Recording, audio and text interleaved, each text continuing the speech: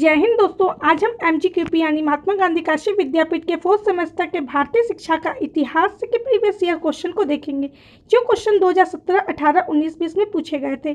शुरू करने से पहले दोस्तों, चैनल को सब्सक्राइब नहीं किया तो सब्सक्राइब के लिए बेल आइकन को प्रेस करना ना भूलें और दोस्तों के साथ शेयर जरूर करें। सबसे पहला क्वेश्चन है वैदिक कालीन और बौद्धकालीन शिक्षा में अंतर। दोस्तों ये क्वेश्चन 2017 में पूछा गया था, यहाँ पे लिखना मैंने भूल गया, इसलिए यहाँ पे लिखे हैं। वैदिक कालीन शिक्षा में अंतर के साथ ही हम इनके कॉन्सेप्ट को भी देखेंगे। इस समय शिक्षा प्रणाली कैसी थी और बौद्ध शिक्षा प्रणाली कैसी थी, इन दोनों को हम अच्छी तरीके से इस अंतर के थ्रू और इसके साथ साथ संबंध भी, इस क्वेश्चन को मैंने भी लिया है, संबंध को भी इसके थ्रू हम इस वैदिक कालीन और बौद्धकालीन शिक्षा के सिस्टम को हम समझ पाएंगे क्या था। चलिए, पहला पॉइंट है हमारा छात्रों का उपनयन संस्कार। वैदिक कालीन में छात्रों का उपनयन संस्कार होता था, मतलब प्रवेश के समय ये उपनयन संस्कार होता था। प्रवेश पाने से पहले ये संस्कार होता था, फिर उसके बाद प्रवेश मिलता था। प्रपंचा संस्कार, इसको इस तरीके से आधा ज फिर पूरा ज, इस तरीके से प्रपंचा संस्कार भी होता था, मतलब इस तरीके से भी लिख सकते हैं। या फिर प्रपंचा, एग्जाम में देखा जाए तो प्रपंचा पूछा है, लेकिन प्रपंचा भी पूछ सकता है, इसका आंसर मैंने यहाँ पे लिखा है। एडमिशन लेने से पहले प्रपंचा संस्कार होता था बौद्धकालीन में।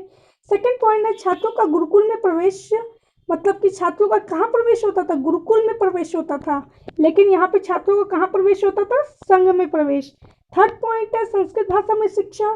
संस्कृत भाषा में यहाँ पे शिक्षा दी जाती थी, जबकि यहाँ पे पाली भाषा में शिक्षा दी जाती थी।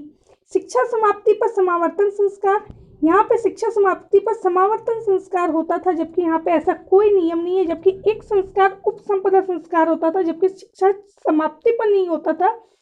जब आपको भिक्षु बनना होता था तब आपको एक संस्कार उपसंपदा संस्कार होता था। शिक्षा के लिए क्या होते थे, विद्यापीठ होते थे, गुरुकुल, मंदिर, महाविद्यालय होते थे, जबकि इसमें नालंदा, विक्रमशिला, वल्लभी, तक्षशिला शिक्षा के केंद्र थे, जबकि यहाँ पे शिक्षा के केंद्र ये थे। नेक्स्ट है गुरुकुल में स्त्रियों का प्रवेश वर्जित था, जबकि यहाँ पे संघ में स्त्रियों का प्रवेश था। संघ में स्त्रियां प्रवेश ले सकती थी, शिक्षा ग्रहण कर सकती थी, जबकि गुरुकुल में स्त्रियों का प्रवेश वर्जित था, स्त्रियां वहां पे एंटर नहीं कर सकती हैं।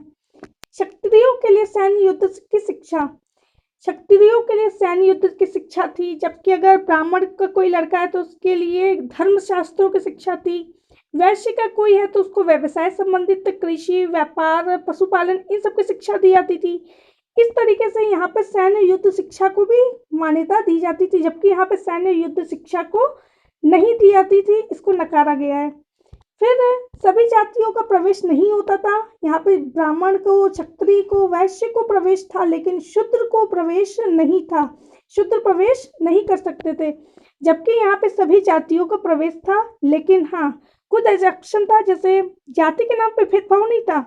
जबकि राजा की कोई नौकरी कर रहा है तो वो प्रवेश नहीं पाता था, अपराधी होता, भंग हो कोई अंग, नपुंसक हो, कर्जदार हो, इस तरीके के लोग प्रवेश नहीं। फिर आता है कठोर दंड की व्यवस्था।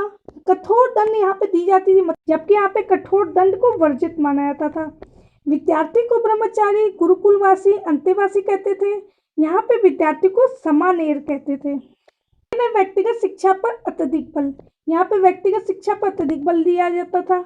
यहाँ पे सामूहिक शिक्षा प्रणाली थी, क्योंकि सबके लिए एक समान थी, तो सामूहिक शिक्षा प्रणाली प्रचलित थी। यहाँ पे सभी को, क्षत्रिय को अलग, वैश्य को अलग, अलग अलग शिक्षा दी जाती थी। बोलकर भिक्षा मांगा जाता था, पे सभी को खाना खाने के लिए भिक्षा ही मांगना पड़ता था, चाहे वो बौद्ध धर्म में हो या फिर वैदिक कालीन शिक्षा में हो, लेकिन यहाँ पर भिक्षुओं को मौन रूप से भिक्षा मांगना पड़ता था। उपनयन का अर्थ होता है गुरु के समीप ले आना, जबकि प्रवज्जा, यहाँ पे मैंने जान करके प्रवज्जा लिखा है, देख लीजिए, ये सेकंड नेम है प्रवज्जा का, ये सेकंड नेम है प्रवज्जा। इसका आंसर ये क्वेश्चन प्रवज्जा भी आ सकता है, प्रवज्जा भी आ सकता है, तो क्वेश्चन किस हिसाब से भी पूछे, लेकिन संस्कार वही संस्कार है जो संघ में प्रवेश लेते समय बौद्ध धर्म में होता था। प्रवज्जा का अर्थ है बाहर जाना, मतलब दोनों का अर्थ अलग अलग है, इसका आंसर अंतर में डाल दिया, गुरु के समीप ले जाना उपनयन का अर्थ, और इसका बाहर जाना। लास्ट अंतर है ये, व्यवसाय के लिए अत्यधिक बल दिया जाता था। यहाँ पे व्यवसायिक शिक्षा पर बल, जैसे अभी मैंने बोला कि ब्राह्मण को धार्मिक शिक्षा दी जाती थी, क्षत्रियों को राजनीति और सैन्य शिक्षा दी जाती थी। वही वैश्यों की बात करें तो कृषि, व्यापार, शास्त्र, ललित कला आदि की शिक्षा दी जाती थी।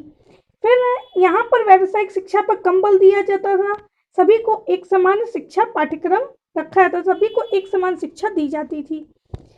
फिर नेक्स्ट अगर हम संबंध को देखें वैदिक कालीन शिक्षा बौद्धकालीन शिक्षा में, दोस्तों ये अंतर जो मैंने यहाँ पे दिखाया है, मतलब कि सभी के अंतर, ये अंतर के की पॉइंट्स है, ये ज़रूरी है आप लर्न करें। और सबसे मोस्ट इम्पॉर्टेंट है, ये सिर्फ अभी के लिए नहीं, आप फ्यूचर में टेट का एग्ज़ाम देंगे तो टेट के एग्ज़ाम के लिए भी ये कीवर्ड बहुत ज़रूरी है कि वैदिक कालीन शिक्षा में उपनयन संस्कार होता था, गुरुकुल में प्रवेश होता था, समावर्तन संस्कार, और स्त्रियों का प्रवेश वर्जित, सैन्य युद्ध की शिक्षा दी जाती थी। ये सब बहुत ज़रूरी है की पॉइंट में आगे आने वाले यूपी टेट एग्जाम में भी।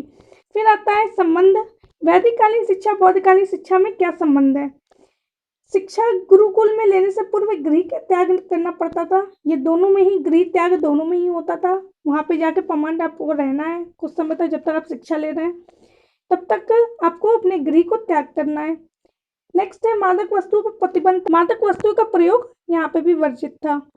फिर आता है शिक्षा के उद्देश्यों में समानता, शिक्षा के उद्देश्य समान थे, मतलब शिक्षा के उद्देश्य व्यक्ति का विकास करना, समाज का विकास करना, उसके धार्मिक गुणों का विकास करना, इस तरह से बहुत सारे शिक्षा के उद्देश्य होते हैं, दोनों में समान थे।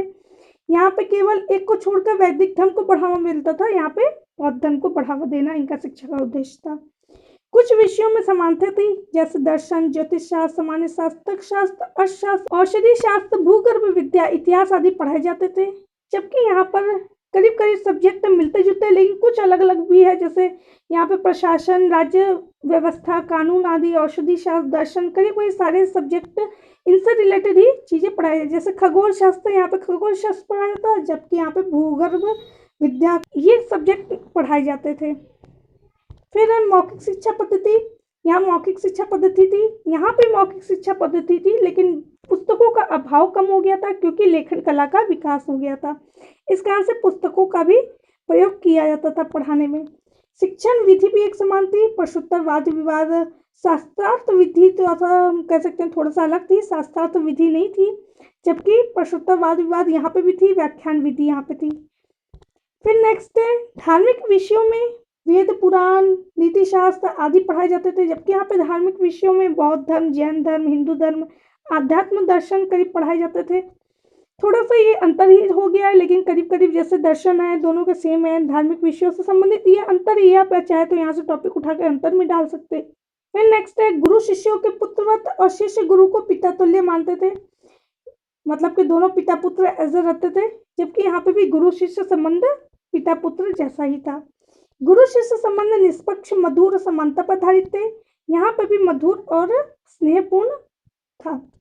छात्रों का संयमित जीवन जीने की प्रेरणा स्वीकार करना था, जबकि यहाँ पे नियमानुसार सादे वस्त्र पहनना, वृक्ष तले सोना, उनको नियमित जीवन जीने की शिक्षा दी जाती थी।